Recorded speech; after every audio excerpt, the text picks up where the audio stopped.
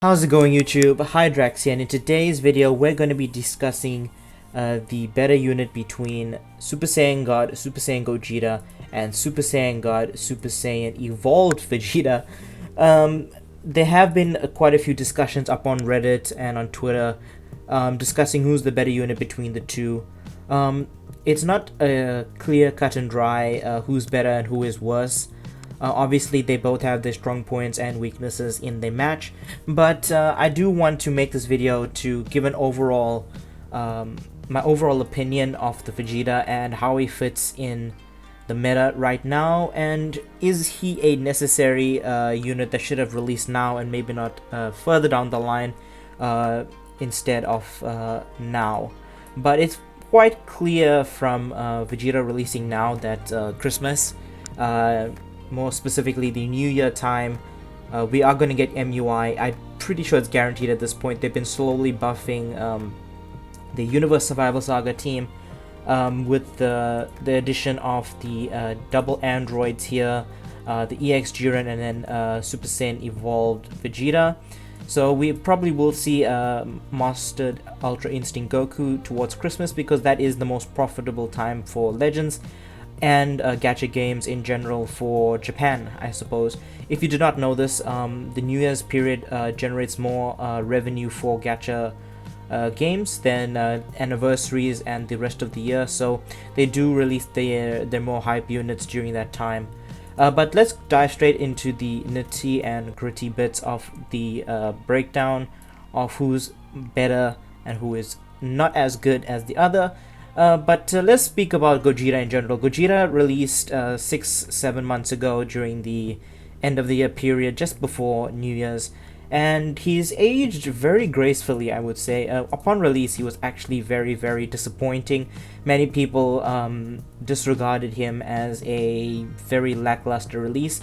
Another reason why his release was very poor is because Super Saiyan God Vegeta got a Zenkai and completely outshone this Gogeta when he released.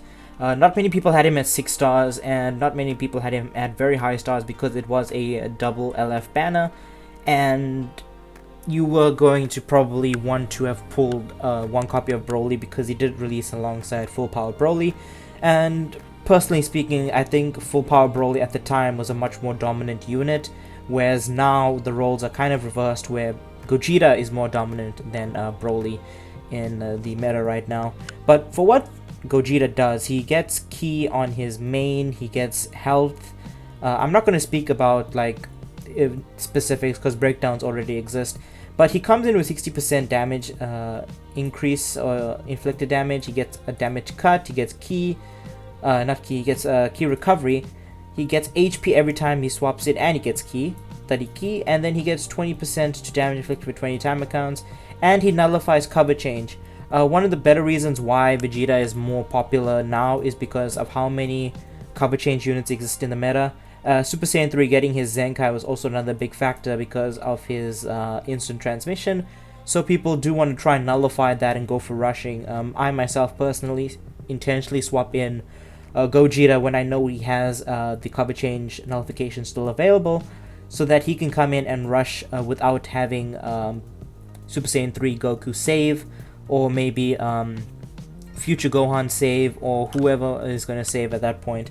But another one of his uniques is he gets 25% damage inflicted against tag powerful opponent, and then he has a stacking ability where every time he uses an arts card, he has increased damage up to an increased amount of 50%, and then he gets 5% increase to ultimate damage for up to 30%. These cannot be cancelled, these are permanent. And then he has a strike cover change, and that combos into a blue card. This little passive here, once he's fully built up, he's coming in with 110% increased in damage. His ult is 30% more powerful, alongside him getting minus 100% to enemy sustained damage cut. So he's coming in and hitting you extremely hard if he's hitting you with an ult. His ultimate does nullify endurance, which is another big factor. But his main his main value for me is him coming in with restoring ki.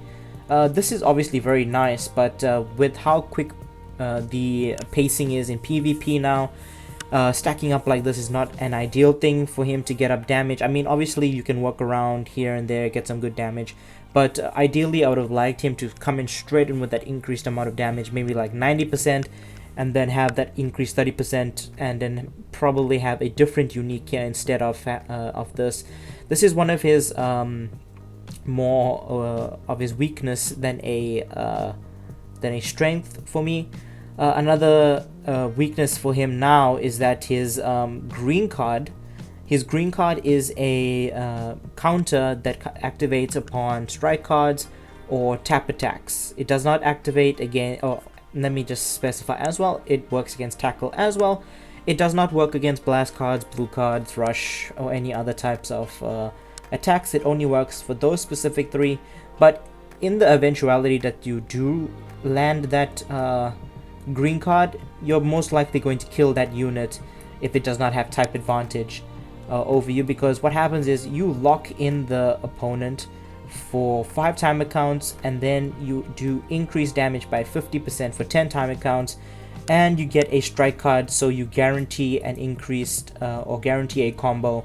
You get ki. It obviously combos into everything, but this is one of his weak points in my opinion, because specifically when you have a green card with this guy, it's very difficult to use because of how easy it is to work around.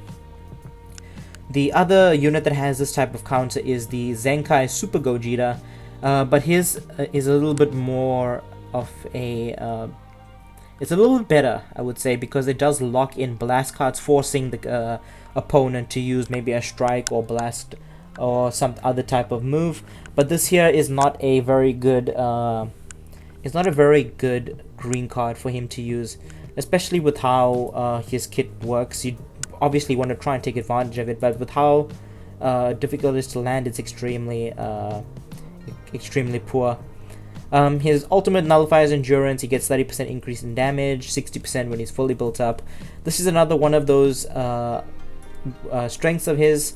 Obviously, nullifying endurance now has become a very big part of the meta because of future Gohan, and you definitely want to try and nullify the endurance from that future Gohan.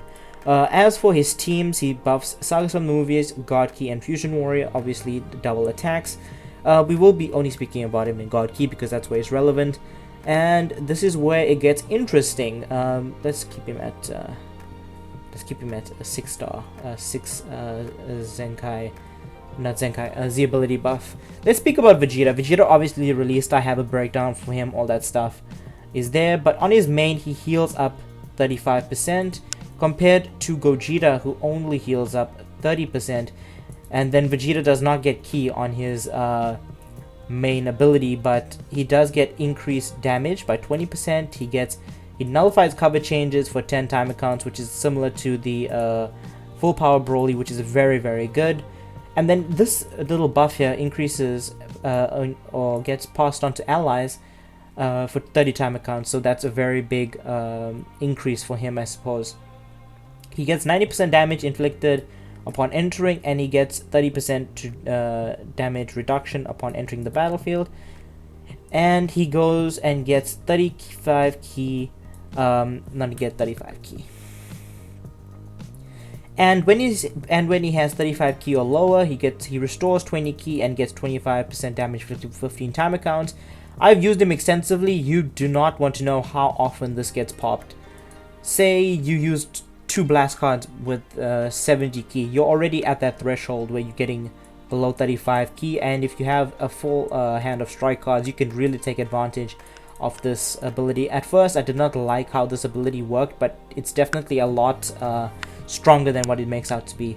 He has a special unique against revive from 0 characters, that specifically to endurance characters and revival characters.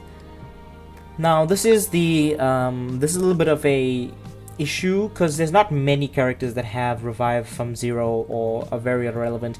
Obviously, future Gohan is relevant, revival Gohan is relevant, but outside of that, the only other relevant revival character that you usually see is Clapku or the revival Goku, I should say. And you don't really see him that often, or honestly, because people generally favor the Zenkai 7 Blue Goku. So this entire factor here is very difficult to they're very difficult to activate. Apply the following checks to cover change. He has a blast cover change inversely to Gogeta, who is a strike cover change unit, and then he gets a blue card regardless of when he swaps in. So if he swaps in on a strike card, he still gets that blue card. But obviously you want to try and take advantage of the cover change, because his blast arts does chain into a blue card similar to the Gogeta. And then the following occurs when enemy switches. He gets 1 card and 20% to damage inflicted for 15 timer counts. This is extremely strong, especially when you couple it with this, because usually what happens is if you have a very strong combo going, the person is obviously going to switch out to try and preserve HP. So this activates and you get more damage, and then if you're at the threshold here where you're below 35, you're going to get a massive increase. Now Vegeta has a unique that Gogeta does not, and that is he reduces enemy ki by 30 on hit. This is very potent if you string your cards directly together instead of doing side steps, because it just automatically reduces the enemy ki down. And then his final flash seals blast arts cards on hits, nullifies unfavorable elements, so he goes type neutral when he activates the blue card, and then for 2 more counts after that he is neutral, which is extremely strong, especially if you string together multiple blue cards. If you're able to do that, that's very good strength of his. His blue card is not as strong as the Gogeta's, in my opinion. Gogeta's blue card is a little bit stronger, because he does get 30% to damage inflicted up, and he nullifies health restoration here. This Vegeta just has a straight blue card, and then but it makes up for it in the sense that you go type neutral. His ultimate, like I said, nullifies endurance. He gets minus 50% sustained damage card. He gets increased damage, blast armor, all that good stuff. So he's definitely a potent unit when it comes to using his blast armor ultimate that turns into legendary finish. But as for teams, he's buffing Universe Survival Saga, God Ki, and Vegeta Family, blast attack and strike defense, which is a little bit weird. They don't usually do this. They normally do blast attack and defense, or they go to blast attack and strike attack. They don't normally do one of each. But Vegeta is also on God Ki, like we've been speaking about. This is the team we will be looking at him.